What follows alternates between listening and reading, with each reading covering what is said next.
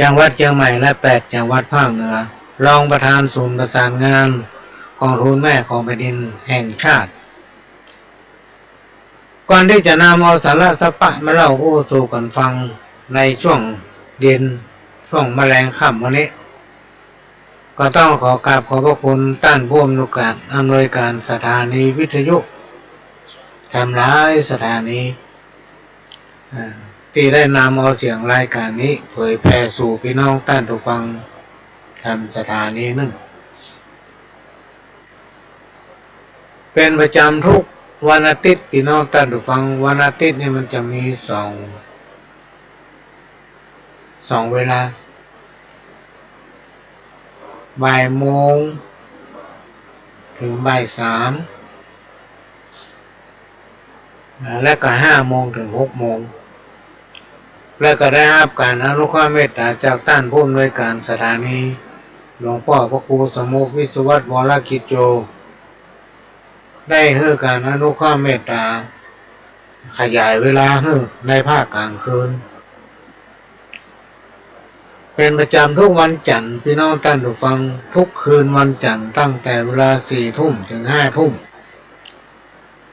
คืนวันพฤหัส3 ทุ่มถึง5 ทุ่มคืนวันศุกร์4 ทุ่มถึง5 ทุ่มก็จะมาพบปะพี่น้องท่านผู้ฟังทางสถานีวิทยุแห่งนี้โดยจะนำเอาสารธรรมกรรมเก่าข้าวห้ามมาเพื่อพี่น้องท่านผู้ฟังมาเป็นกู้เป็นกิมสำหรับพี่น้องท่านผู้ฟังที่นอนบ่หลับถ้านอนบ่หลับนั้นตึ้งม่วนหรอกม่วนก็ฟังวิทยุไปพี่น้องท่านผู้ฟังอันนั้นจะไปเปิดดังและก็เป็นประจำทุกวันเสาร์ตั้งแต่เวลา4 โมงถึง6 โมงแมลงก่อนมาป้ากันทางสถานีวิทยุแห่งนี้ใครมั่งใครมีหรือใครเป็นเศรษฐีมันกึดมันสร้าง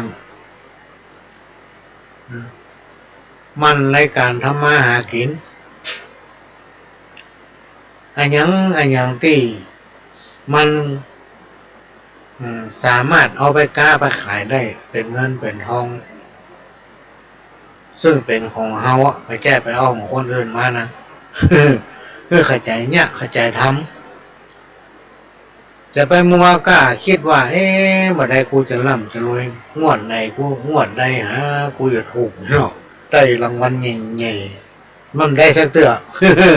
ถ้าเราไปคิดหามันมันถึงได้นะเพราะฉะนั้นพี่น้องท่านผู้ฟังอันนั้นมันเป็นอบายมุขเขาจะห้องว่าการพนันก็ได้พอดีไปหวังนะถ้าเว้นได้เว้นก็ลองมานับพอเถอะวันที่1ก็มาใกล้วันที่16ก็กลายไปอย่างเงี้ยพอทำวันที่1ก็กลายไปอย่างเงี้ยจะย่างก็ดูมันใกล้มาแล้วก็รวมพอสตางค์ที่เสี่ยงไปเอามาซื้อกินเนี่ยพี่น้องท่านผู้ฟังพุ่มไปให้ได้ไปเป็นเดือนบ่จะไปหวังโจกลอยต้องขยันทำมาหากินทำอย่างที่มันได้มาพี่น้องท่านผู้ฟังที่มันได้มาอันใดที่มันได้จะไม่เนี่ยเลิกคิดเลิกทำนะถ้าเอาทำไปมันเสียเวลาบั่นทอนความเจริญของตัวเก่าตัวยิ่งเพราะว่าเศรษฐกิจอย่างเงี้ยพี่น้องท่านผู้ฟังในปัจจุบันเนี่ยลองฟังข่าวพอเถอะเมื่อเช้านี้บอกกองเปิดวิทยุก็ได้ยินข่าวมีแม่หญิงคนหนึ่งอายุประมาณ40 กว่าจะโดดน้ำตาย มันมีเหตุการณ์นี้ถึงวันพี่น้องท่านผู้ฟังเพราะอย่างเพราะเศรษฐกิจการบริหารเศรษฐกิจในครอบครัวมันล้มเหลวเนาะมันพอกินยิ่งเขาดูต่างจังหวัดเนี่ยพี่น้องท่านผู้ฟังถ้าเขามีเขาจะไปเปิ้งไผ่นะถ้าเขามีเขาจะไปเปิ้งไผ่อยู่พอไผ่พอมันพี่น้องท่านผู้ฟังถ้าอย่างบ้านทางเหนือเนี่ยยังพอฟังอยู่ ไปตามคลองหัวของหาวหูเก็บกิ่งพักไม้ใส่เครือได้พริกบ้านเหนือเกลือบ้านใต้เอื้อนใส่กันไปตามพี่ตามน้องแต่ถ้าเอาไปอยู่บ้านเปิ่นเมืองเปิ่นถ้ามีสตางค์นี่ได้กินโดยเฉพาะการบริหารครอบครัวตนเองเนี่ยเปิ่นคนเฒ่าคนแก่โบราณเปิ่นว่าเพื่อมันที่มันหามันยามมีพระกำลังหนุ่มกำน้ำน้อยเนี่ยที่หาติ๊กได้มาก็จะไปใจกินโอยคือจ้างฮี่จ้างหอมพออายุนักไปมันพอจะประคับประคองตัวเก่าได้พี่น้องท่านทุกคนในยุคสมัยปัจจุบันเนี่ยมันเหมือนกันไปหมดทัดเทียมกันหมดนะเพราะฉะนั้นมันเลยปึ้งปะอาศัยกันยากเนาะอันนี้ก็เป็นเรื่องสิ่งแวดล้อมของสังคมบ้านเราของสังคมบ้านเราเพราะฉะนั้นฝากไว้เนอะพี่น้องท่านผู้ฟังนี่มาฟังมาได้กรรมเก่าวันนี้บอกควรจำสิ่งที่มันบอกควรจำไว้เอามาจำแล้วก็เอามาจ๋านะทำให้คนอื่นเสียหายทำให้จิตใจตัวเขามัวหมองเนาะอันใดที่เป็นใจเรื่องของเราเนี่ยจะไปเก็บมาคิดพี่น้องท่านผู้ฟังถ้าเราเก็บมาคิดเนี่ยมันจะทำให้เราหมองใจนอนบ่หลับมันมีอยู่บางคนเนี่ยพี่น้องท่านผู้ฟังมันนอนบ่หลับเพราะอย่างมันคิดนั่นแหละคือติ๊กคือติ๊กพอมันเกิดไปมันเป็นสายโซ่ทำให้นอนบ่หลับอันนี้ก็นำมาฝากมาฟังกรรมเก่าวันนี้ไข้หูไข้ลวกเข้าหาหรือจากกับท่านผู้ที่เปิ้นหูผู้ที่เปิ้นมีจิตใจเป็นศีลเป็นธรรมนะเขาถึงจะได้ความรู้ได้อันนั้นอันนี้มาประดับสติปัญญาของตัวเองนะ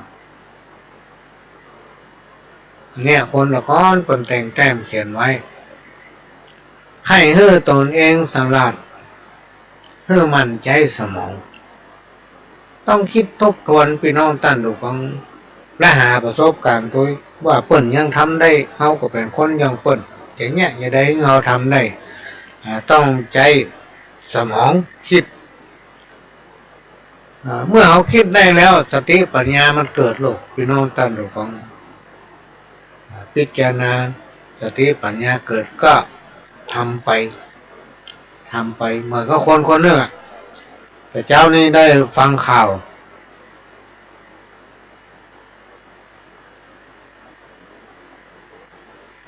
เอากะลาบ่เป้าเนี่ยมาพิจารณาว่าจะทำอย่างไรให้มันเป็นสินค้าคิดอยู่ฮั่นแล้วก็ทดลองทำไปพี่น้องท่านระวังกันจากกะลาบ่เป้าเนี่ยกับเปลือกบ่เป้าที่เปิ้นบ่ใจการอะไรเขามาเป็นสิ่งประดิษฐ์พี่น้องท่านฟังเป็นกระเช้าดอกไม้นะเปลือกมันก็เอามากี้เหมือนกับเขาเปียผมเอาห้อยไปซื้อสายมาห้อยเอาห้อยว่าเป็นจุดแต่งกะลามันคือสวยงามน้อยเดียวนะส่วนที่เหลือก็เอามาเลยมาตัดทำให้มันเป็นแง่งเป็นกิ่งเนี่ยพี่น้องท่านผู้ฟังขายได้ทางเฟซทางไลน์เนี่ยสมองของคนเราเนี่ยพิจารณาแล้วก็ใจสติปัญญาทำสิ่งประดิษฐ์ประดอยกระโลงแบบเป้าเนี่ยมีกล้ามีศีลเนี่ยทำอะไรอย่างที่เปิ้นทำกันแล้วได้เงินได้ทองพอกินพอใจเนี่ยเปิ้นแปลงกรรมเก่าไว้กรรมเก่าทำกรรมหนึ่งมืนตากว้างพอตางไก่มีความหมายว่าจะทำอะไรอย่างเกี่ยวกับการทำมาหากินก็พอเปิ้นสิ่งที่บดีจะไปทำพี่น้องท่านผู้ฟังบอกลูกบอกหลาน พอคนในครอบครัวอันใดที่มันบ่ดีจะไปเนี่ยโดยเฉพาะเรื่องของการผิดศีลผิดธรรมเนี่ยผิดกฎหมายนะที่เป็นว่าบ่ดีเนี่ยอย่าทำถ้าทำไปแล้วมันจะปะกับความเสื่อมนอกจากจะเสื่อมแล้วมันจะทำให้เดือดร้อนมันทำให้เกิดความร้อนรุ่มเวลาคบหาสมาคมกับไผ่เนี่ยพี่น้องท่านผู้ฟังก็คือมีความจริงใจกับเปิ้นเวลาเปิ้นมาคบหาสมาคมกับเฮาเปิ้นก็จะมีความจริงใจมาเฮาถ้าเฮาจริงใจหาเปิ้นทุกอย่างมันอยู่ที่ใจถ้าไผ่ปฏิบัติตนทำได้อย่างเนี้ยคบกันไปจนตายพี่น้องท่านผู้ฟังคบกันไปจนตายจะได้อาศัยพึ่งป้าอาศัยกันไปจนตายการมาเก่าทำการหนึ่งกิ้วปูกิ้วดอยพอหันกิ้วคนพอหมานมีความหมายว่าบุญวาสนาของคนเฮานั้นพี่น้องท่านผู้ฟังพ่อหมานเฮาจะรู้กล้าวันเนี้ยว่าแต่เจ้าเฮาไปเนี่ยมาพ่องเวลานี้เฮาเนี่ยอย่างพ่องแมลงนี่เฮากินข้าวกำอย่างจะไปกินที่ไหนบางผู้บางท่านเปิ้นบอกกินข้าวที่บ้านวันนี้กินที่บ้านไปกาดไปรีไปตำร้านอาหารตามสั่งเพราะคิดว่าไปกินตั้งนอกก็เสี่ยงเต้ามันเนี่ยกินบ้านยังใช้เวลาเป็นชั่วโมง2 ชั่วโมงแล้วก็เสี่ยงเต้ากันก็ไปกินทั้งนอกดีกว่าอันนี้เป็นสิ่งที่เฮาฮู้นะว่าวันนี้เฮาจะย่างหยังมันพวกเฮาจะย่างหยังแต่ในอนาคตนั้นเฮาบ่สามารถจะยังฮู้ได้ว่าคนเฮานะแต่ละคนเนี่ยมันจะเป็นจะได้ในอนาคตวันต่างหน้าบางผู้บางท่านพี่น้องท่านฟังที่จากที่เฮาได้สัมผัสได้พบได้ปะได้ฮู้ได้หันได้ฮู้จักกันนี่นะในสมัยก่อนเริ่มจากปี2522-23ที่ปหลวงมาเป็นคนบ้านเนี่ยเขาได้ไปคบกับคนนั้นคนนี้เฮาฮู้พฤติกรรมของเปิ้นฮู้อุปนิสัยของเปิ้นได้เนี่ยการทำงานร่วมกันลืมอ่านก็ได้อู้ได้จ่าได้พบได้ปะในยุคนั้นสมัยนั้นเปิ้นแต่ละคนบรรดาเปิ้นฝูงก็ตุกเหมือนกันนะพี่น้องท่านผู้ฟังบางคนเนี่ยโอ้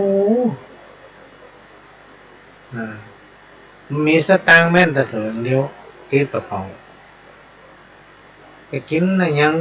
จะเนี่ยยังกินจะไปที่ไหนต้องไปขอตังพ่อตังแม่ทั้งที่ตัวอายุเป็น20-30เลยช่วยตัวเก่าไปได้ต่อมาทำมาเมิน20-30 กว่าปีพี่น้องท่านผู้ฟังแต่ละคนมีฐานะหลักฐานที่มั่นคงบ่าวได้ปะเขามีอยู่รายหนึ่งได้รู้จักกันก็มาแน่ใจนะว่ารู้จักกันได้อย่างไรนะจู่ๆเพิ่งก็มาหาเอารถมาเฮ้ยใจกันในสมัยนั้นรู้มันจะปี2500น่าจะ23-24เนี่ยพี่น้องท่านผู้ฟังปี2500น่าจะ23-24เปิ้นเอารถเก่ง2 ประตูจากกรุงเทพพ่อมาเอามาล่ามาเฮ้ยใจเปิ้นทำงานเป็นสถาปนิกตกแต่งภายในแล้วก็เป็นช่างแกะลายกระจกเนี่ยพี่น้องท่านผู้ฟังในตอนนั้นมามี4 ภรรยาอยู่ที่เมืองแปะก็ลาเฮลเปลฟูเหมือนกันนะเฮลเปลฟูเหมือนกันนะไปอยู่หันน้อยนี่น้อยบึดกับมาอยู่บ้าน4 ภรรยาถ้าไปห้ามเอางานได้ที่ไหนกับไปเจ้า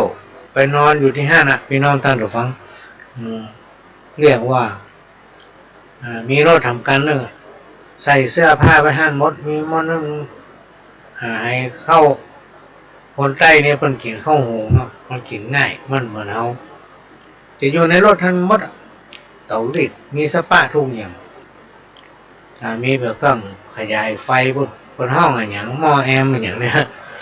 เอาไปเสียบหัวรถ ไฟจากไฟ12 โวลต์ก็ออกมาเป็น220เนี่ยมีเตารีดมีอย่างครบเรียกว่าค่ำในนอนหั่นพี่น้องตั้นถูกต้องต่อมาทำเมินประมาณสัก4 ปีผ่านมาเนี่ยได้มีโอกาสพบเปิดที่สนามบินตอนนี้เป็นรักเป็นฐานพี่น้องตั้นถูกต้องโอ้บ้านเป็น4-5ให้ภาษีอยู่ตึกนะมีสี่ภรรยามีลูกมีเต้าละทำงานเกี่ยวกับการตกแต่งภายในแล้วก็แก๊สลักเป็นห้องแก๊สลายในแผ่นกระจกอันนี้พี่น้องตามฟังคนเขาเนี่ยตามีหน้าห่อหน้าหมาหันแต่เขาจะชนะความยากจนจะชนะความอะไรอย่างตั้งหลายเนี่ยได้อย่างไรเขาจะชนะมันได้ด้วยความขยันหมั่นเพียรและจ้างคิดใจสมองตัวเก่าแน่คิดพี่น้องตั้นฟังแล้วประหยัดเซฟในการใช้จ่ายนะเหมือนกับมีอยู่คนทำคนหนึ่งเพิ่นทำงานขยันตึงเหมือนยังเจ้าขอไปค่ำก็ปิกอยู่ที่บ้านของตัวเก่าก็ยังเดียวกันทำงานในบ้านของตัวเก่าตึงเหมือนยุดเหมือนยังพี่น้องตั้นฟังบางทีเรามีโอกาสถามว่าโอ้ทานเข้าหรือยังเพิ่นบอกว่ากินเพื่ออิ่มเนาะมีอย่างเพิ่นกินหมดพี่น้องท่านหรือฟังพักกำหนึ่งพักกาดพักอย่างนี้เขายังเอาจอใส่พริกใส่เกลือใส่กะปิใส่ห่านะ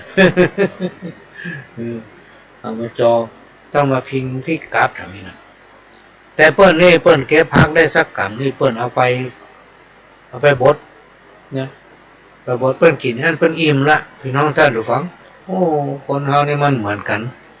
เปิ้นบอกว่ากินเพื่อมันตายถ้าทำงานประหยัดตอนนี้เปิ้นก็อายุนักละเปิ้นก็มีสตางค์บ่เดือดร้อนไผนะพ่อเปิ้นสั่งสมไว้เปิ้นเก็บหอมไว้เวลามีความจำเป็นที่ต้องใช้น่ะเปิ้นก็เอามาใช้ในยามบั้นปลายของชีวิตก็ต้องไปรบกวนคนนั้นคนนี้เพราะฉะนั้นเราสามารถที่นำมาเป็นแบบได้ประการสำคัญที่สุดถ้าเรามีความจริงใจจิตใจเขาเป็นศีลเป็นธรรมพี่น้องท่านฟังเขาสร้างสมแต่ความดีช่วยเหลือเพื่อนมนุษย์ด้วยกันเรื่อยต้องพิจารณาตัวว่าการช่วยเหลือคนน่ะต้องช่วยเพื่อมันเกิดประโยชน์ถ้าเอาช่วยไปเลยเนี่ยมันเต้ากับตามน้ำพริกละลายแม่น้ำแล้วเหมือนกับรายการก่อนหน้าที่เพิ่นอู้มาเนี่ยการที่เขาจะอย่างไผ่เนี่ยพี่น้องท่านของการทำบุญทานอย่างทั้งหลายเราเนี่ยมันมีจริงปรากฏว่ามันได้ผลจริงนะในชาตินี้มันมีชาติหน้าคนที่ทำความดีงามมีจิตใจเป็นบุญเป็นกุศลเนี่ยพี่น้องท่านถูกต้องตกน้ำอะไรตกไฟหมอไหมตกน้ำอะไรตกไฟหมอไหมบาดตายขั้นบ่อดขั้นเวลามีปัญหานั่งมามีสิ่งดีๆดนจิตดนใจมีคนใจบุญมาช่วยทำกรรมหนึ่งเนี่ยตั้งอกตั้งใจทำไปเถอะทำไปแล้วพอถึงเวลาสิ่งที่เราประสบอย่างตั้งหลายเรานะมันก็จะ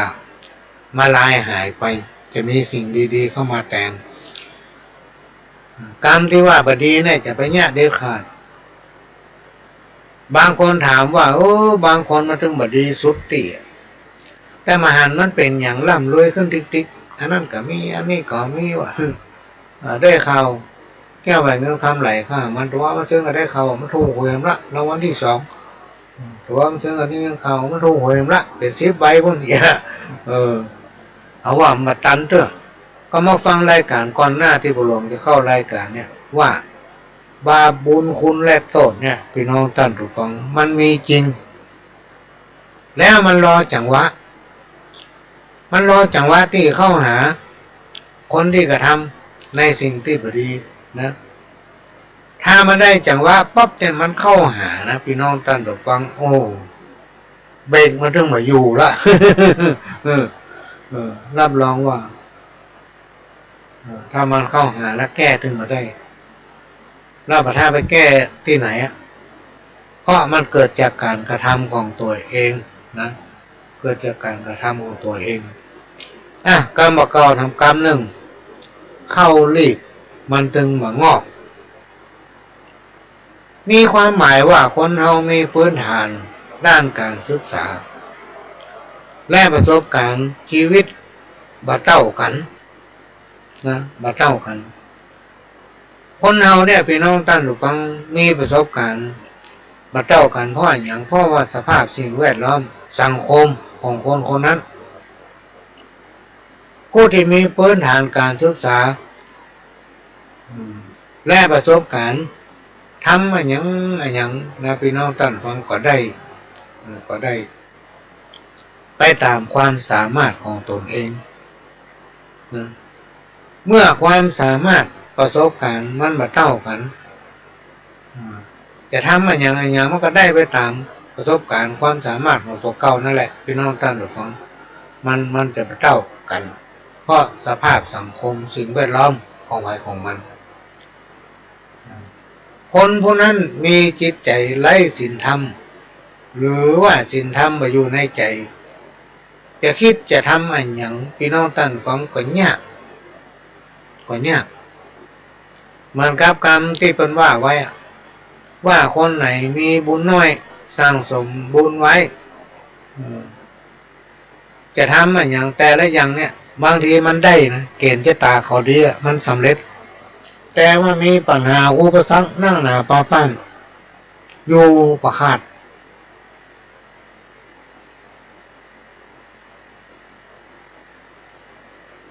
เพราะว่าบุญในชาติเนี่ยของเขามันน้อยคนที่เกิดมาในโลกมนุษย์ของเราเนี่ยพี่น้องท่านผู้ฟังด้วยพลังแห่งบุญที่เราทำไว้ในอดีตชาติถึงเกิดมาเป็นคนมีอย่างครบหมดพี่น้องท่านผู้ฟังจะย่างอย่างก็ได้ด้วยพลังแห่งบุญเมื่อเราเกิดมาเป็นคนเราไปทำบุญต่อพี่น้องท่านผู้ฟังไปทำบุญบ่มีใจเป็นศีลเป็นธรรมบ่เข้าวัดบ่เข้าว่ามีก็จะว่าเปิ้นเนี่ยพี่น้องท่านผู้ฟังก็ว่าเปิ้นติ๊กๆคิดในทางบดีหมดมาทำบุญเสริมบุญเนี่ยในที่สุดปัญหาอุปสรรคก็จะเข้าหามันบางท่านถามว่าเดี๋ยวนี้มหานั้นอย่างไรสักอย่างรอไว้เถอะถ้ามันเข้าหาปุ๊บเดี๋ยวพี่น้องท่านฟังแก้ไขยากแก้ไขไม่ได้คนประเภทนี้ถ้ามาล่องกับน้ำตาถึงจะออกนั่นมันดีอันนี้มันดีถ้าใกล้จะตายหรือสำนึกได้ว่าสิ่งที่ตัวเองทำนั้นมันไม่ดีอันนี้เป็นเรื่องจริงที่เกิดขึ้นกับคนพี่น้องท่านฟังเกิดขึ้นกับคนเรากรรมเก่าทำกรรมหนึ่งของบัลลังก์ได้ของบัลลังก์ได้แต่ว่าเอาใส่ถุงสปายไว้กับบ่าเนี่ยมันก็ลุดออกจากบ่าหายไปกรรมเก่าทำกรรมหนึ่งของร่างได้แหนมว่าอยู่ไปไหมมันก็ยั่วหยวดลงใส่เฮาถ้ามันร่างได้มันถึงได้ถ้ามันร่างได้มันถึงบัดได้พี่น้องท่านทุกคนกรรมเก่าทำกรรมหนึ่งกลัวล้ำจังตายอายล้ำจังเต้าอันนี้ก็มีความหมายว่ากลัวนักเกินไปมักจะพลาดตายเขาได้ง่ายๆนะอาจจะเกิดความอับอายอย่างประเภทนั้นจับใจแห้งบ่แน่นใจกาจับใจครูบาบ่จับใจพระน้อยจับใจพระน้อยซ้ำบ่จับใจขโยมผมละจิตใจของคนมนุษย์เราเนี่ยมันบ่เหมือนกันนะพี่น้องท่านทุกคนความคิดความอ่านรวมไปถึงสติปัญญาเนี่ยเพิ่นถึงว่านานาจิตตังไงนานาจิตตังนะคนมนุษย์เขาเนี่ยกามตัณหา ปลาเฮ่อล่วงน้ำบังเกิดไม่สันดานมีความหมายว่าความอยากในกามคุณมักจะนำไปสู่ความเดือดร้อนเพราะฉะนั้นจะไปใกล้จะไปเกิดถึงมันนะบาปอยู่ที่คนจำกรรมอยู่ที่คนทำมีความหมายว่าจะทำมันอย่างนึกถึงบาปบุญคุณและโทษมันมีจ้าหน้ามันมีจ้าเนี่ยถ้ามันตันกับหลงฟังไว้เถอะพี่น้องตันถูกฟังกินแล้วเฮือเก็บแล้วเฮือจำมีความหมายว่าฮือหูจะเก็บและจำสิ่งที่เขาทำมาเฮือมาเป็นประสบการณ์ เขาจะได้หูว่านั่นน่ะมันดีมันสำเร็จเนี่ยสำคัญพี่น้องท่านผู้ฟังเขาประสบการณ์เนี่ยและสามารถเป็นปราชญ์นำมาประสบการณ์ของตัวเนี่ยมาเป็นปราชญ์ชาวบ้านนำมาสอนนำมาบอกเพื่อละอ่อนเนาะคนเฮาเนี่ยมันเจ้าว่าเนี่ยได้กูยังนะพี่น้องท่านผู้ฟังบางอย่างเฮามาเนี่ย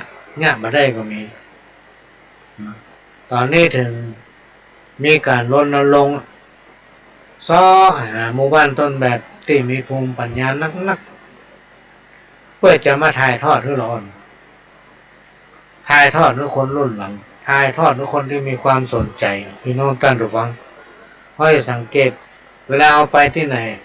เมื่อเขาไปเชียงรายเนี่ยเวลาขาปิกมาแถวแม่เจดีย์แม่ขาจานแถวโป่งน้ำห้อเนี่ยพี่น้องท่านผู้ฟังเพิ่นจะมีเครื่องจักสานวางขายกันสุดถนนเลย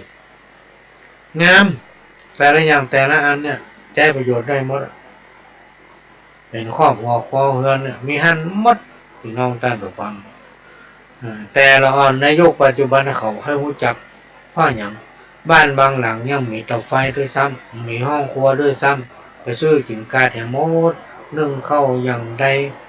ใจหม้อนึ่งอย่างใดเขายังบ่ฮู้ด้วยซ้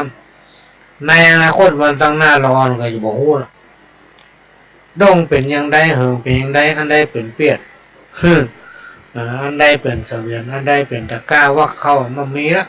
เขาจะฮู้จักเนี่ยพี่น้องท่านผู้ฟังถ้าเอาคนหาภูมิปัญญาพื้นบ้านเขาจะได้ฮู้ได้หันว่าบ้านนั้นยังประเดี๋ยวนี้ในปี2566เนี่ยบ้านม่อนปีนได้ที่1ชนะเลยบ้านห้วยน้ำเย็นแม่อายได้ที่2บ้านแพร่ขวางนี่ได้ที่3แพร่ขวางนี่ก็นับแพร่หางดงนี่ที่แม่อายกับบ้านห้วยน้ำเย็นติดชายแดนเลย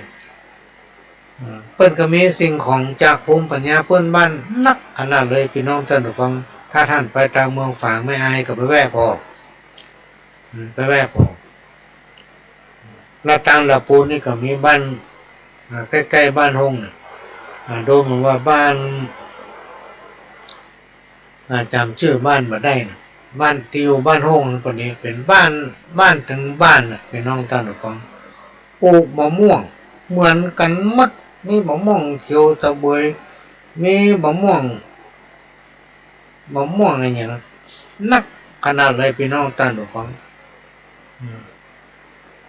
บ้านไหนนี่เป็น10เป็น20ต้นถ้ามันหน่วยกันหน่วยพร้อมกันหมดเอารถเทรลเลอร์ไปใส่นะส่งต่างประเทศเป็นตันนะพี่น้องท่านผู้ฟังลองคิดมันนักขนาดไหนบ้านนั้นมันมีภูมิปัญญาเพื่อนบ้านวันที่ปู่หลวงไปเยี่ยมเปิ้นเอาม่วงมากล่องนะใส่ถุงนะเอามากล่อง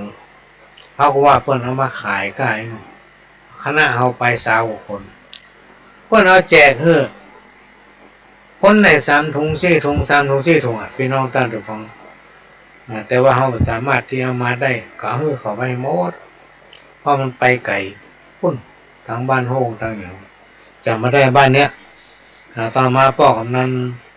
บ้านนั้นก็มาร่วมงานของจังหวัดเชียงใหม่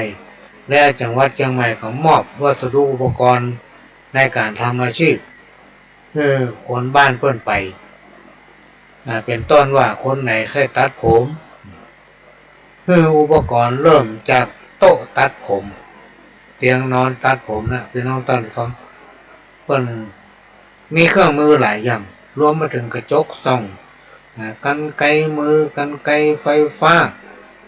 เป็นวีเนียนสปาแหละพวกเราโมจัก เอามาทางนั้นไปทางนั้นมอบเพิ่นไปคือไปเปิดร้านได้เลยอภัยที่จะเป็นช่างไฟฟ้าก็มีอุปกรณ์ไฟฟ้ามีสปาจนครบหมดสามารถไปเปิดร้านทำงานได้เลยไปมอบเพิ่นที่ตุ้งหัวช้างแล้วก็ที่บ้านโฮงหลับปูเมืองแป้ลายนั้นเป็นช่างตัดผมก็ได้บอกไปว่าถ้าผมปลงเงาจะไปตัดเลยเนาะ เมืองแป้เนี่ยถ้าคนขยันทำมากินนะพี่น้องต้อนเราฟังบัดสายกั้นบัดสายกั้นแล้วก็บอกอยากนะแม้นว่าเฮาบัดรวยก็ให้มันได้อยู่ได้กินดีเหมือนเปิ้นอยู่ยังเปิ้นก็ให้อยู่ยังเปิ้นจะไปเหิมจะไปสาการร้อนไผอยู่ไปตามเฮาอยู่ไปตามฐานะของไผของมันพอใจในตัวเก่ากรรมเก่าทำกรรมหนึ่งมันเป็นกรรมที่คนโบราณสมัยก่อนปันเชื่อกันขนาดเลยพี่น้องท่านผู้ฟังว่าบดีจุงผีไต้ขัวบดีจุงผีข้ามสะพานในสมัยโบราณแต่ก่อนมันจะเป็นสะพานคอนกรีตยังบ่เดียวหรอกเปิ้นเอาไม้ไกลบางทีเป็นขวาเล่มเดียวเป็นขวาเล่มเดียวแล้วนะเปิ้นเฮ้ยจุงผีข้ามในสมัยก่อนเนี่ยเปิ้นฟังเวลาจะนำศพหรือว่าหามศพไปสู่ศาลเนี่ยหามลัดนาหรอกพี่น้องท่านผู้ฟังหามลัดนาไปหรอกลัดปาโคลัดอย่างไปหรอกเปิ้นมือหามข้ามน้ำคนสมัยก่อนนี่ก็ต้องศึกษานะพี่น้องท่านผู้ฟังว่าเป็นพ่ออย่างการมาก่อทำกรรมหนึ่งเป็นนายฮักหมูเป็นปู่ฮักหลานเป็นหัวหน้าฮักลูกน้องเป็นผู้นำก็ฮักลูกบ้านและก็ทำตนเป็นตัวอย่างเป็นที่ฮักของคนทั้งหลายนะอันนี้คือคนตะก้อนเพื่อนสอนลูกสอนหลานไว้ว่าปฏิบัติตัวอย่างนี้เนอะถ้าเขาเป็นนายเพื่อนก็ห้างโมถ้าเขาเป็นปู่เป็นลุงก็ห้างลูกห้างหลานถ้าเขาเป็นหัวหน้าคนก็ห้างลูกน้องถ้าเขาเป็นคนนำเพื่อนก็ห้างลูกบ้านเพื่อถือเจ้าบ้านทุกคนเป็นเสมือนญาติและกระทำตนเองเพื่อเป็นตัวอย่างเป็นที่ฮักของคนตลอดเวลาเนี่ยเป็นแต่งแต้มเขียนไว้สอนลูกสอนหลานอดเผ็ดกินหวานอดสารมาได้ซะอดสารหมายถึงอดสารอดเนี่ยก้อยทำไปได้ซาได้เข่งถ้าเอาบอกอดก็ได้กรรมเก่าทำกรรมหนึ่งพี่น้องตั้งผู้ฟังกับตีอยู่ได้กับใจอยู่เนี่ยอยู่ตึงม่วนมากับใจเนาะกินข้าวตึงมารับเนาะตึงมารับเขาก็ไปอยู่ที่สบายใจพี่น้องตั้งผู้ฟังบางทีตีน้อยเดี๋ยวเป็นอยู่ด้วยกันลายเป็นอยู่ด้วยกันม่วนกินกระลำนอนกระลับโอ้กันจ๋าโอ้กันม่วน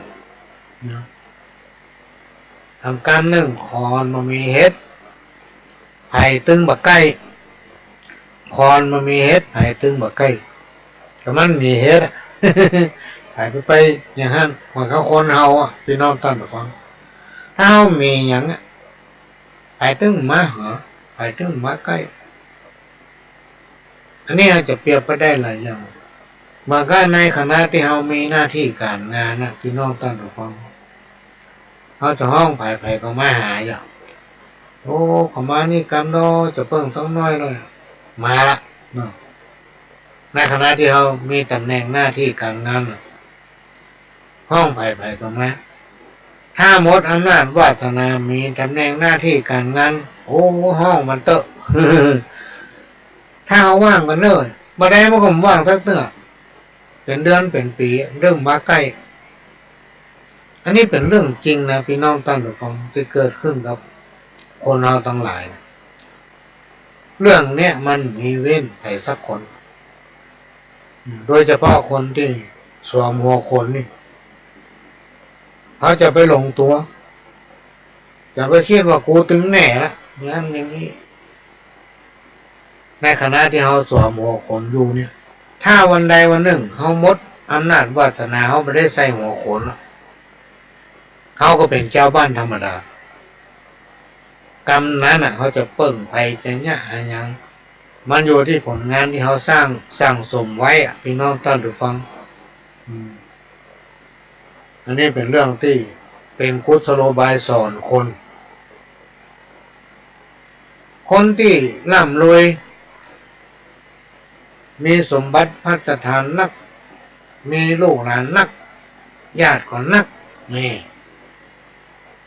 มันก็มีนักล่ะพี่น้องท่านผู้ฟังทั้งหลายลูกหลานก็นักอันนี้เปรียบเหมือนที่อู้ไปเดียวเนี่ยยามในคณะที่เฮามีบุญวาสนามีบารมีเนี่ยคนถ้าคนหุมคนหลายบริวารก็หลายเพราะมีบารมีวันใดถ้าบารมีหมดระวังไว้เถอะเหลือกระตัวคนเดียวก้งงกมึงจะหาไปก็ยากเพิ่งป้าใส่ไปก็ยากอันนี้มันมีแต่นะพี่น้องตั้งแต่ก่อนสมัยก่อนเนี่ยเอามาโอ้ถึงตัวเก่าเนี่ยยังเอาเป็นผู้หลวงบ้านเขาให้ป้าไผ่เอาห้องโทรศัพท์หรือม่านเวลาเขาป้าไผ่ก็สั่งไปขอมากันเนอะกำเดียวมาแล้วประเดี๋ยวเขาไม่ได้เป็นผู้ใหญ่บ้านหรอกขอวานอันนี้น้อยหนึ่งกำเดียวกันเนอะหายแซบ เพราะอย่างเขาไม่ได้สวมหัวขนละบุญวาสนาเขาหมดละนี่มันเป็นอี้นะพี่น้องตันฟังคนเราการบอกเก่าหอมกันหนึ่งหนังแห้งบอกเคยปองหนังแห้งบอกเคยปองนี่มีความหมายว่าตุกมาหมดแล้วพอได้ดีก็ลืมตัวนะใครว่าอย่างเงื่อไปเขาว่าใครดูถูกเหยียบย่ำไปเขาว่าพ่อมันได้ดีแล้วทำไมละก่อนนี่ตุ๊กขนาดลูกก็ลายอย่างนี้นะต่อมานี่ฟุกอันใดอันหนึ่งมีเงินมีทองร่ำรวยขึ้นมาใครว่าให้เปิ่นลบลูเปิ่นโดยเฉพาะการลบลูผู้มีคุณเนี่ยเป็นน้องตั้งแต่ฟังอันตรายขนาดมันจะทำให้เราวิบัติได้พี่น้องตั้งแต่ฟังมันก็ติ้วไปว่าตามีหน้าพอหน้าหันเท้าหมูวันตั้งหน้าแล้วบาปบุญคุณโทษมันมีวันใดวันหนึ่งถ้าเก่งจะตาเขาลงถ้ามันเข้าลุมแต่เฮาเนี่ยพี่น้องตั้งแต่ฟังวิบัติเลยสิ่งที่บ่เกิดก็จะเกิดนะแล้วก็แก้ไขมาได้มันจะตกล่มตกจมไปเรื่อยๆพ่ออย่างพ่อเฮาประมาทผู้มีคุณการมาเก่าทำกรรมนึงอยู่ไปตามน้ำทำไปตามตัวน้ำเพียงใดดอกบัวเพียงอันมีความหมายว่าอยู่ไปตามฐานะทำอันยังก็ให้มีความพอดีพี่น้องตาดฟังเพื่อเหมาะสมกับพละกำลังของเราถ้าเราทำเกินกำลังก็เรียกมันก็จะปะกับความล้มเหลวสิ่งนั้นจะสำเร็จ ทำเต้าที่เราทำได้อันเนี้ยก็คืออยู่ไปตามน้ำทำไปตามตัวน้ำเพียงใดดอกบัวเพียงอันลองสังเกตพอดอกบัวมันถึงไปจมน้ำลอยอยู่ฮะนะอันนี้เป็นปุคลาธิฐานธรรมเพราะฉะนั้นการอยู่การกินการปฏิบัติตนในชีวิตประจำวันมันมีความพอดีมันเสมอตัวอยู่กันไปตามฐานะบริสาการร้อนบริว่าเปิ้นคนนั้นว่าเปิ้นคนนี้มีเมตตากรุณาอยู่ตลอดก็จะเป็นผู้ที่เป็นที่ฮักและเคารพนับถือของคนทั้งหลายคนประเภทนี้บัดตกอัพเวลาตกอัพก็มีคนมาเกื้อหนุนการอนุเคราะห์ช่วยเหลือกรรมมาเก่าทำกรรมหนึ่งแก่เพราะกินข้าวเท่าเพราะอยู่เมินมีความหมายว่าแก่บดอกบดายเนี่ยมาทำตัวเพื่อเป็นตัวอย่างกับลูกกับหลานคนห้องแก่บดอกบดายแก่เพราะกินข้าวเท่าเพราะอยู่เมินบ่เข้าวัดบ่เข้าว่าบ่กินบ่ตานเนี่ยพี่น้องตานถูกมั้งกุ้มใกล้จะพ่อเพิ่นว่าเพิ่นนี่ตึกอันนั้นบ่ถูกอันนั้นอย่างนั้นอย่างนี้ฮู้หมดแต่ปฏิบัติตนเพิ่นห้องแก่บ่ดอกบ่ได้นะการบ่เก่าทำกันหนึ่งจะกินก็กลัวผานจะตานก็กลัวเสี่ยงจะกินก็กลัวผานจะตานก็กลัวเสี่ยงมีความหมายว่าเป็นคนที่ตนีเป็นคนขี้เกียจพี่น้องท่านผู้ฟังมายอมกินมายอมใจแก้วแหวนเงินทองก็มีทุกอย่างแต่ปัจจัยพ่อเป็นคนที่ตนีแม้แต่จะกินจะตานะพี่น้องท่านผู้ฟังมันก็ยังมายอมตาเลยมากวดเสี่ยงการต้านการทำบุญเนี่ยพี่น้องท่านผู้ฟังต้องกวดเสี่ยงจากประสบการณ์ของพ่อหลวงนิ่มเจ้าอู้เข้าตัวเก่าในสมัยก่อนเนี่ยครูบาอาจารย์เปิ้นอู้ไว้เขายังนึกในใจเถียงเปิ้นนะเขากล้าเถียงเปิ้นว่ากินตาเนี่ยถึงบ่เสี่ยงกระเดิมถึงมีมาแถมเพราะว่ามันจะมีได้อย่างไรมันเสี่ยงไปแล้วเขาเข้าในสุดเปิ้นก็บอกว่าทำไปเตอะกระเดิมตึงหูลองตองพอไปเตอะกระเดิมตึงหันเขาก็ทำไปนะพี่น้องท่านผู้ฟังเอาฝืนกรรมเก่าที่เปิ้นว่าจะตานก็กลัวเสี่ยงเปิ้นว่าตานไปแล้วเดิมมันได้มาเอามาสังเกตพอไม่ได้มาจากไหนเอาเสี่ยงไปแล้วพี่น้องท่านผู้ฟังในที่สุดการทำบุญสร้างสมบุญไปเรื่อยๆนั้นเขาทำมันอย่างเกิดสภาพคล่องหมดมันมีอุปสรรคไปที่ไหนเปิ้นก็หันชอบหันดีหมดมันมีคนจังนะรับหลังเนี่ยมัวของอาจจะจังค่าห้อมซ้ำพอป้าหน้าแล้วเปิ้นยินดูนะอยากอย่างก็ได้กินก็ได้อย่างก็ได้ด้วยผลบุญที่เราสั่งสมไว้พี่น้องท่านผู้ฟังบอกของลูกหลานเถอะสั่งสมไว้พยายามทำในสิ่งที่มันดีบ่เบียดเบียนคนนั้นบ่เบียดเบียนคนนี้บ่ไปเอาของเปิ้นมาเป็นของตัวบริสาริษยาภัยมาฮักบ่จังภัยตั้งตัวเสมอนะบ่เอียงซ้ายบ่เอียงขวาถือเอาทุกคนเป็นเสมือนญาติอันไหนที่เปิ้นว่าบ่ดีจะไปใกล้อย่างคนบ่ดีคือเว้นกรรมเก่าก็ตึงบอกแล้วเว้นหมาคือปอศอกเว้นอีวอกคือปอวายบางทีมันก็มีกรรมนึงที่บอกว่างูเห่าจักเข็บสัตว์ตัวมีพิษถ้าเข้าใกล้ย่อมจังมีภัยคือหนีมันไกลกับคนบ่ดีเนี่ยเขาจะไปใกล้จะไปคบ จะไปครอบคนบดีพี่น้องตั้งหรือฟังตีเป็นว่ามันบดีเนี่ยมันถึงเสี่ยงยังแหละมันจะทำเขาเสื่อมเขาจะเสื่อมเสียป่านพอจะเสี่ยงเข้าเสี่ยงของด้วยทำพี่น้องตั้งฟังลองสังเกตว่าเถอะในสมัยยุคปัจจุบันเนี่ยมันตันสมัยแล้วการศึกษามันก้าวไกลมันมีการพัฒนาก้าวหน้าไปนะสมัยแต่ก่อนนี้ถ้าเอาไปต่ำบ้านต่ำจอง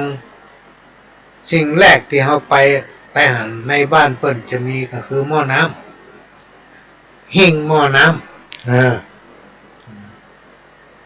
กินน้ำกินเมาแรกหิ่งหม้อน้ำกับผ้าเช่นมือเนี่ยมันอยู่ด้วยกันกับซาน้ำบวยนี่มันอยู่ด้วยกันและในยุคปัจจุบันเนี่ยทุกบ้านเลยพี่น้องตั้งแต่ฟังโดยเฉพาะเขาพูดถึงบ้านจัดสรรมันมีหิ้งน้ำแล้วนะพี่น้องตั้งแต่ฟังในยุคสมัยก่อนนี่เปิ้นยังแปลงห้านหม้อน้ำไว้ที่ประตูบ้านสมัยนี้มันไม่ค่อยมีแล้วไอ้ที่มันมีที่มันหันนะมันเหมือนที่เอาหันเตือนอันนั้นเปิ้นแต่งเพื่อประกวดหมู่บ้านใช้ประโยชน์มาได้ในสมัยก่อนในทุกบ้านจะมีแต่สมัยนี้มันมีแล้ว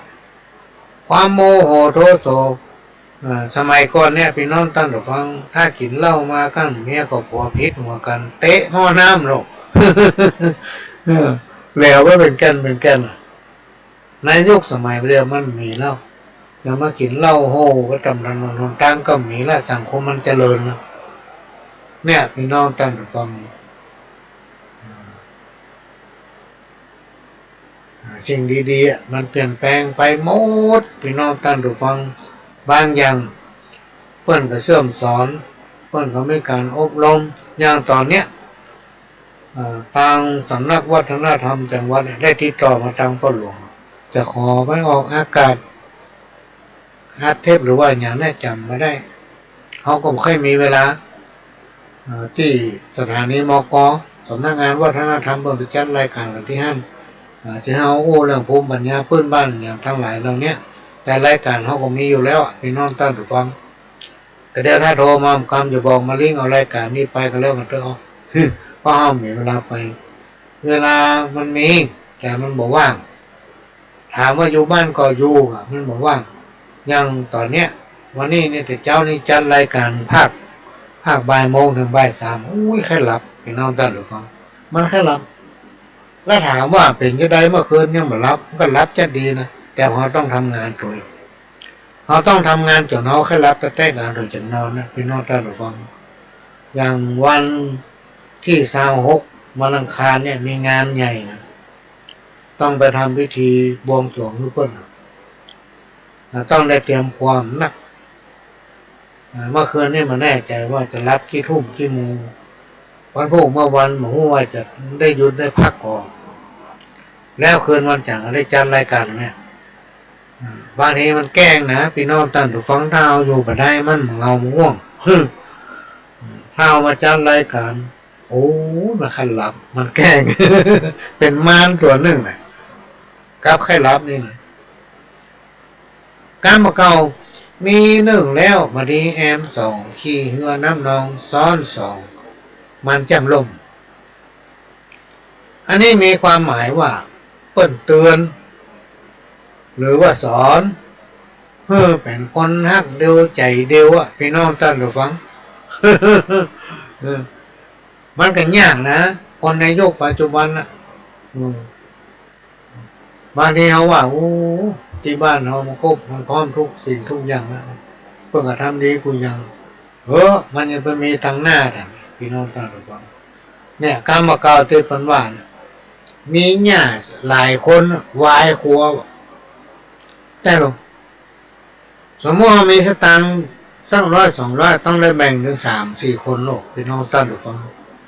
ถ้ามีคนเดียวก็แบ่งกับคน50-50หรือว่ากระเพราไปกระเพรามันอยู่ได้เป็นหลายวันเปิ้นถึงว่ามีหญ้า3 คนมีเมีย3 บ้านเนี่ยบ่ดีนะบ่ดีคนโบราณเปิ้นว่าอันนี้เป็นกรรมเก่านะไม่ได้ว่าเข้าไปกรรมเก่าทำกรรม1ปากเป็นลมเป็นโปมแก่เนี่ยหมายถึงนักเกินไป โดยไม่ได้คิดให้ดีเดี๋ยวก่อนมันแก้เนี่ยบางทีเอาเรื่องที่มันบักเกิดประโยชน์และไปเสียดสีคนอื่นไปเบียดเบียนคนอื่นว่าคนนั้นคนนี้พี่น้องท่านฟังอันนี้แก้ไปเลยโดยเฉพาะข้อหาหมิ่นประมาทอยู่ดีๆเขาไปว่าเปิ้น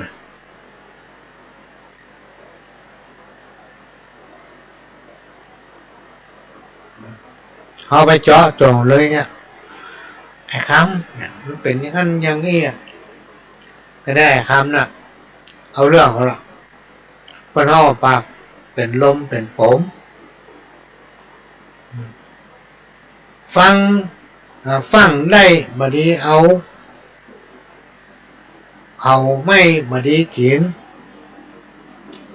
ฟังได้บดีเอาเขาไม่บดีกินมีความหมายว่ากระทำสิ่งใดก็ตาม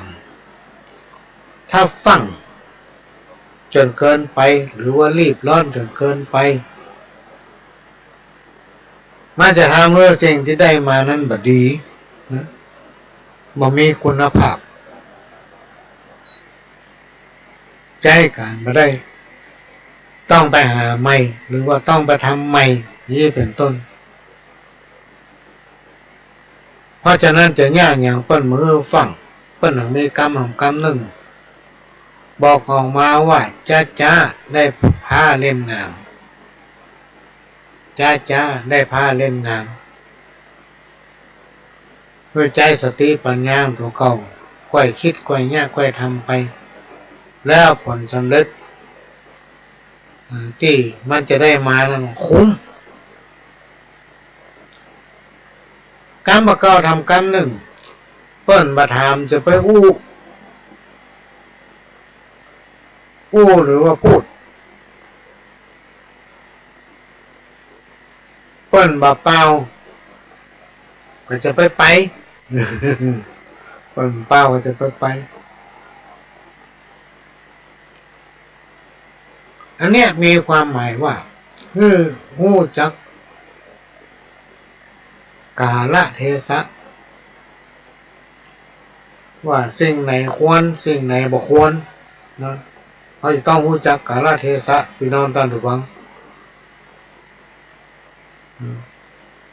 ทำกรรมหนึ่งบดีกินง่ายใจอุยแม้นเป็นเศรษฐีก็จะกลายเป็นคนตุก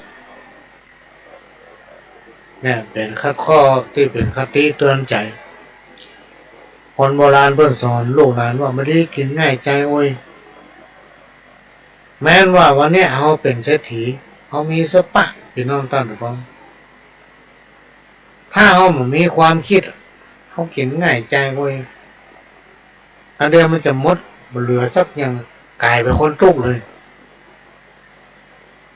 เหมือนกับนิทานชาดกเรื่องหนึ่งที่พ่อแม่เป็นเศรษฐีมันยอมให้ลูกมันยากกานะพี่น้องท่านผู้ฟังลูกมันยากอย่างกำมือเนี่ยเรียนหนังสือกำมือไปเรียนละขางลูกจี้ลูกบัดสอนลูกทำมาหากินนึ่งข้าวเป่าไฟของจ่างมีก็นั่งท่ากินอย่างเดียวพ่อเปิ้นมีลูกคนเดียวเปิ้นถือว่าเปิ้นนี้มีสมบัติเข้าของแก้วเงินคำนักถึงขั้นเป็นมหาเศรษฐีต่อมาตนเองตายถึงกู้ถึงพ่อเศรษฐีแม่เศรษฐีป้ากันตายหมดละลูกอยู่กับคนใจลูกมาจ้างทำมาหากินก็กินกับคนใจนั่นแหละพี่น้องต้องฟังแล้วก็มีสตางค์ให้คนใจก็จะเป็นได้ไปกู้ไปยืมไปซ่อหามาเอามาให้คนใจในที่สุดรุ่นร้อนรุ่นเล้าเขาเดียวกันหู้ว่าโอ้ลูกของเศรษฐีนี่ตั้งจากพ่อแม่มันตายไปนะมันมาจ้างทำมาหากินอย่างได้กลับไปกู้ไปยืมเงินเพิ่นมากินมาใจติ๊กถ้าโอ้ถึงปัจจุบันเนี่ยมีกินนี่ใจเหลือเฟือเพราะสมบัติมันนักก็หาวิธีมาแอบกินตัวแหละพี่น้องท่านผู้ฟังบางคนก็กำเหล้ามาบางคนก็เอาไก่มานั่งกินตัวลูกเศรษฐีพ่อ มาเจอเข้าก็ลองกินด้วยกันก็เดียวก็มีสตังค์ก็เอามาสู่มาเลี้ยงกันย่างยี่ถึงวันเสร็จแล้วก็ปลาไปเอวหั่นเอวนี่ย่ามแล้วตอนนั้นก็ปลาเปิ้นไปเอวถึงวันก็เดียวก็มีงานเลี้ยงก็เดียวก็วันเกิดคนนั้นก็เดียวก็วันเกิดคนนี้กินเลี้ยงกันตื้อๆแยะพี่น้องตาดูฟังในที่สุดแก้วแหวนเงินคำไปกู้ที่ยืมที่เอาบ้านไปจำนองจำนำเนี่ยมันหมดอ่ะพี่น้องตั้งฟัง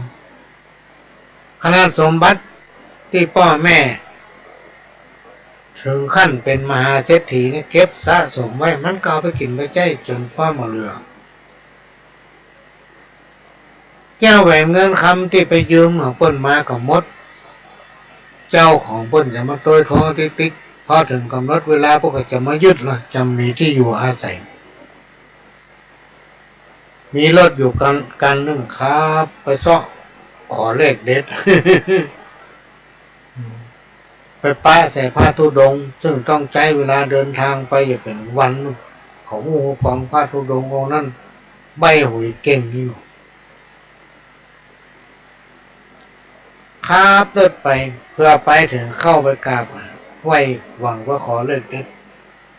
พระธุดงค์องค์นั้นว่าจะดันด้นมาเฮายิ่งหยังลูกที่ไหนมาโอ้โหไก่แต่ไก่ว่าปิกไปเตอะเลขเด็ดก็มีที่ตัวฮันโลมีฮันโลจี้ไปที่รถ โคตรคือเปิดว่าเฮามาจัดไก่ตั้งใจมาจะมาขอเลขเด็ดบ่เฮ้อทำพอจี้เฮาคือปิกไปคือปิกขับรถปิกบ้านถึงบ้านเกิงคืนคือจูต้มขึ้นไปนอนคนใจกับมุ้ยเงี้ยใดต้องมาเจ้ามาพี่น้องตั้งแต่ฟังหวยที่มันสั่งเพิ่นไว้เพิ่นเอามาส่งคนใจกับบ่กล้าไปห้องมันก็ต้องมีสตางค์มาซื้อเพิ่นไหนๆก็ไหนๆคนใจก็แกสตางค์ที่ให้หอมกันไว้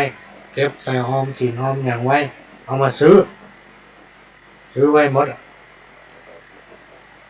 วันที่เพิ่นจะมายึดบ้านพอดีพี่น้องตั้งแต่ฟัง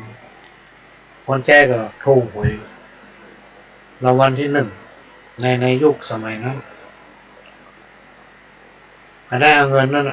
มาเป็นค่าไถ่ถอนบ้านในที่สุดลูกของพ่อแม่เศรษฐีก็ต้องได้อยู่กับคนใจกินกับคนใจทรัพย์สมบัติเนี่ยก็หมดเหลือกับตัวก็ได้อันนี้ก็มาโอ้ฟังว่าถ้ากินง่ายใจโอ้ยแม่นเป็นเศรษฐีก็จับกลายเป็นคนทุกข์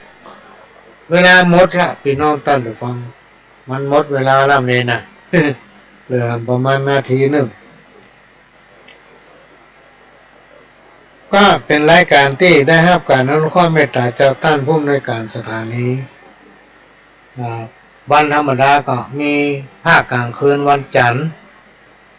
ภาคกลางคืนพี่น้องท่านฟังวันจันทร์วันพฤหัสวันศุกร์วันจันทร์นี่4 ทุ่มถึง5 ทุ่มวันพฤหัส3 ทุ่มถึง5 ทุ่มวันศุกร์ก็4 ทุ่มถึง5 ทุ่มวันเสาร์ปกติ4 โมงถึงมะแรงถึงมะค่ำวันอาทิตย์บ่ายโมงถึงบ่าย3แล้วก็5 โมงถึง6 โมงเวลาหมดพี่น้องท่านผู้ฟังขอนำรายการจากไปก่อนขอสวัสดีครับ